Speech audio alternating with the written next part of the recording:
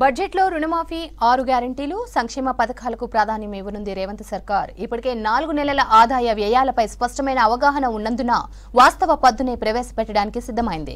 కేంద్రం పూర్తిస్థాయి బడ్జెట్ ప్రవేశపెట్టడంతో రాష్ట్ర ప్రభుత్వం కూడా పూర్తి పద్దునే ప్రవేశపెడుతోంది. కేంద్రం బడ్జెట్లో రాష్ట్రానికి ప్రత్యేక కేటాయింపులు ఉంటాయని ప్రభుత్వం భావించింది. అయితే అలాంటివి లేకపోవడంతో కేంద్రం నుంచి వచ్చే గ్రాంట్ ఇన్ ఎయిడ్ను కొంత తగ్గించుకోనుంది రాష్ట్ర ప్రభుత్వం. మరోవైపు రాష్ట్ర ఆదాయాన్ని ఎక్కువగా చూపించనుంది. వివిధ మార్గాల్లో వస్తున్న రాబడిని పెంచేందుకు ప్రతిపాదనలు సిద్ధం చేసింది.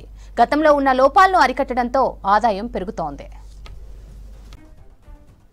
మరోవైపు నాన్ ట్యాక్స్ రెవెన్యూను ఎక్కువగా అంచనా వేస్తోంది రాష్ట్ర ప్రభుత్వం. ఇందుకు టీజీఐఐసీ భూములు తనఖా పెట్టి వివిధ బ్యాంకుల నుంచి ప్రభుత్వం లోన్లు తీసుకోనుంది.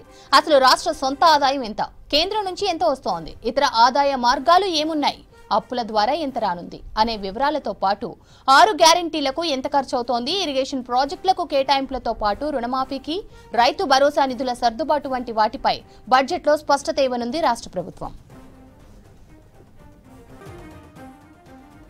బడ్జెట్లో వ్యవసాయం, విద్యకు అధిక ప్రాధాన్యం ఇవ్వనుంది రేవంత్ సర్కార్. పంచాయతీలు, మున్సిపాలిటీలకు నిధుల కేటాయింపు పెంచనుంది. త్వరలో స్థానిక సంస్థల ఎన్నికలు ఉండడంతో పంచాయతీరాజ్ శాఖకు నిధులు ఎక్కువగా కేటాయించనుంది.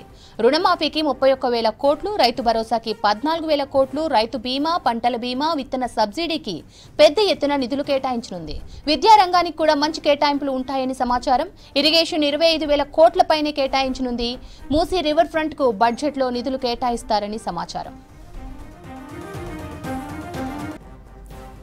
ఇక కేంద్రం నుంచి రావాల్సిన గ్రాంట్ ఇన్ ఎయిడ్ పై స్పష్టత రావడం లేదు. గత ప్రభుత్వం 2023-24లో 43,244 కోట్లు వస్తుందని బడ్జెట్లో చెప్పింది.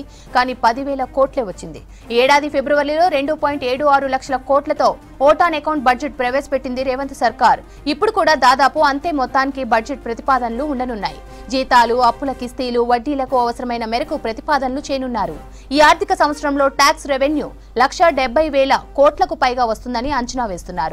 నాన్ ట్యాక్స్ రెవెన్యూ 25,000 కోట్ల నుంచి 30,000 కోట్లు రాబట్టుకోవాలని ప్రతిపాదించనున్నారు. దాదాపు 60,000 కోట్ల వరకు అప్పులు తీసుకోనున్నారు. గత బీఆర్ఎస్ సర్కార్ బడ్జెట్ 10 నుంచి 12 వరకు పెంచుతూ వచ్చింది.